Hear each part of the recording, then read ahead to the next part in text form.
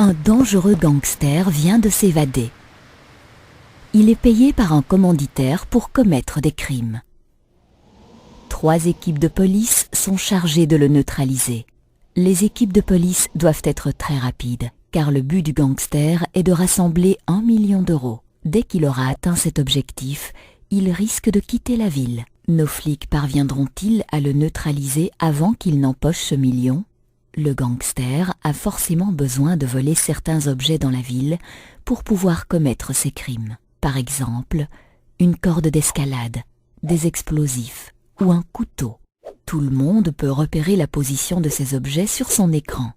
La police, le gangster, vous également. Sur votre carte de repérage, vous pouvez également repérer les différents endroits où il pourrait sévir. Pour chaque crime à commettre, le gangster a besoin de certains objets.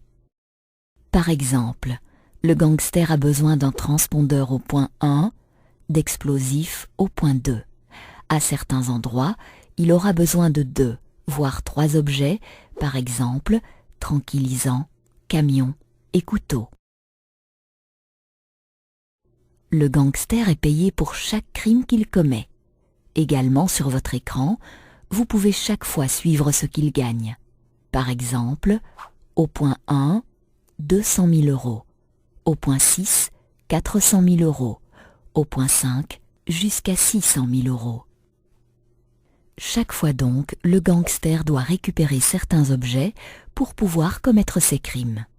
Il est libre de déterminer l'ordre dans lequel il commet ses crimes, libre également de choisir quoi voler.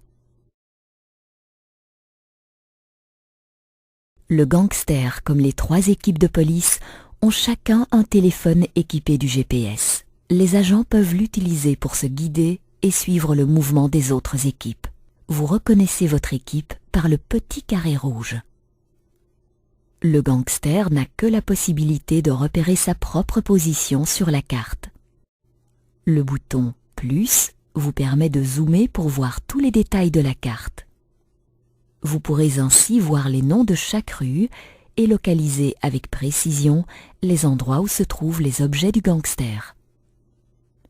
Les touches directionnelles vous permettent de faire pivoter la carte en tous sens. Pour diminuer le zoom, cliquez sur le bouton « Moins ». Sur la carte, les policiers peuvent localiser le gangster toutes les 6 minutes. Le gangster repère les positions de la police chaque 3 minutes. En attendant les nouvelles positions, les icônes restent fixes.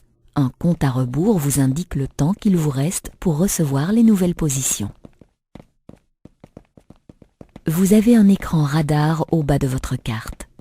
Grâce à ce radar, les policiers connaissent en permanence à quelle distance se trouve le gangster. Mais n'oubliez pas que le gangster possède également le même radar.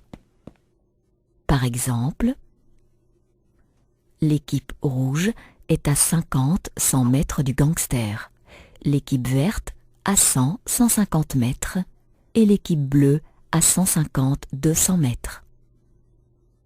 Quand une équipe de police se rapproche du gangster, il se déplace vers la gauche, et ainsi de suite. Si le radar n'indique rien, alors le gangster se trouve à plus de 200 mètres des agents de police. Ou bien, le gangster a dû activer un brouilleur de radar. Plus d'informations sur le brouilleur de radar dans quelques instants. Les policiers sont alertés chaque fois que le gangster vole un objet. Exemple d'alerte, le gangster a volé un couteau. Les policiers sont également alertés chaque fois que le gangster commet un crime. Exemple d'alerte, le gangster vient de commettre un crime au point 5. L'objectif des agents de police est de traquer et abattre le gangster avant qu'il ne réunisse son fameux million d'euros. Pour tirer, il faut appuyer sur le bouton à droite au bas de l'écran. Mais prenez garde, le gangster peut également descendre l'équipe de police. Vous ne pouvez pas atteindre une cible à plus de 30 mètres. Dès que le gangster est abattu par une équipe de police, la partie s'achève et les policiers ont gagné. Si au contraire, le gangster tire sur une équipe de police, cette équipe devra revenir au quartier général pour pouvoir continuer à jouer. L'équipe se recharge automatiquement en vie. Si le coup de feu ne part pas, rapprochez-vous et essayez à nouveau.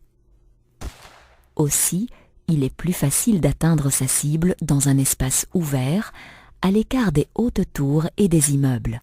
Mais attention, vous n'avez que 3 balles, alors ne les gaspillez surtout pas.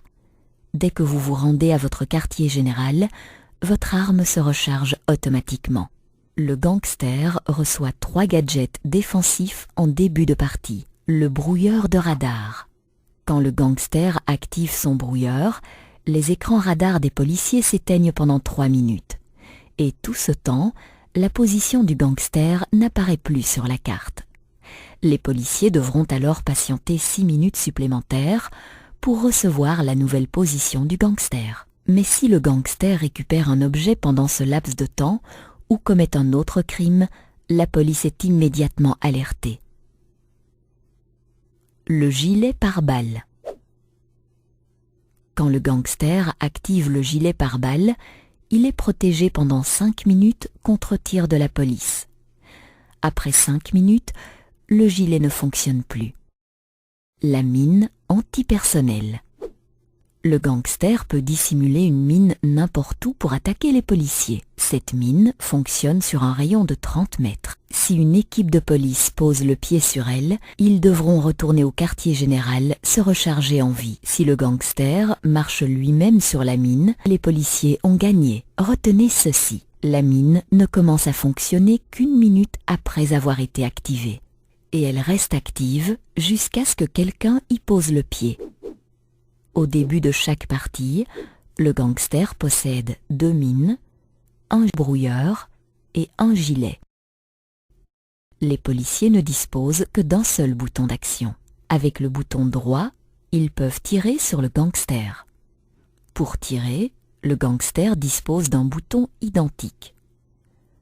Pour voler un objet, le gangster court jusqu'à cet objet. Pour être certain de bien avoir l'objet en main, il zoome et clique dessus pour l'emporter. Tous les objets que le gangster a volés figurent en bas de l'écran.